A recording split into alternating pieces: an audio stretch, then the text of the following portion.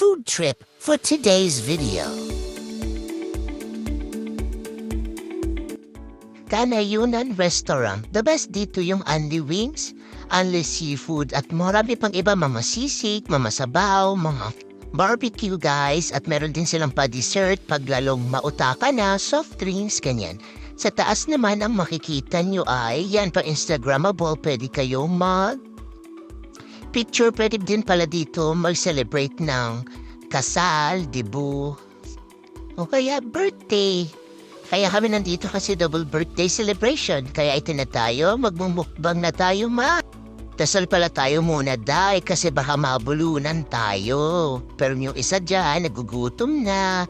Ang tagal naman matapos ni Mama Bit, ako'y natatakam na. At ito na nga, may dumukot na ng kanin kahit hindi pa po tapos magdasal dong. Kumuha ka na ng kanin. At ito na nga, dahil ang inaantay ng lahat, kainan na. At ayaw na lang ipakita yung sarili ko kung paano ko kumakain kasi alam niyo naman na konti lang ako nakain. So dito na nga magkaalaman kung sino yung grabe kumain girl. At ito talaga ayoko eh. Ito talaga yung mamalihim ko na ayokong ilabas kung paano ako kumakain. 5 minutes later.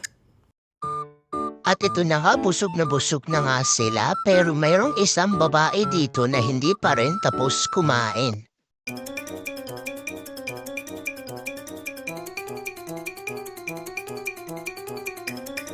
At ito na nga, nandamay pa siyang ubusin daw namin ang pagkain na alam naman namin kaya niyang ubusin yan lahat. Ito na nga, tinakot pa kami pag hindi daw namin ubusin ang isang manok ay tag-isa daw kami ng 100 pesos. Siyempre, kakainin namin kasi magbayad kami ng 100 pesos.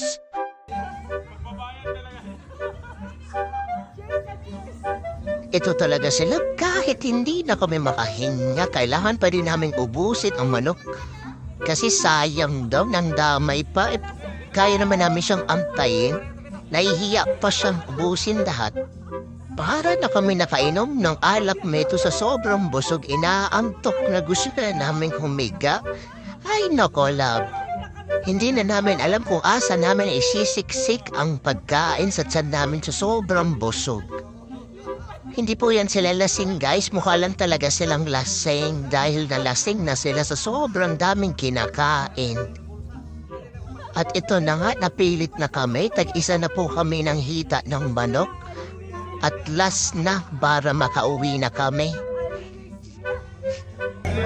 Cheers! Happy birthday! Ito lang pala yan matatagpuan sa Kanayunan General Trias, Cavite. Bye!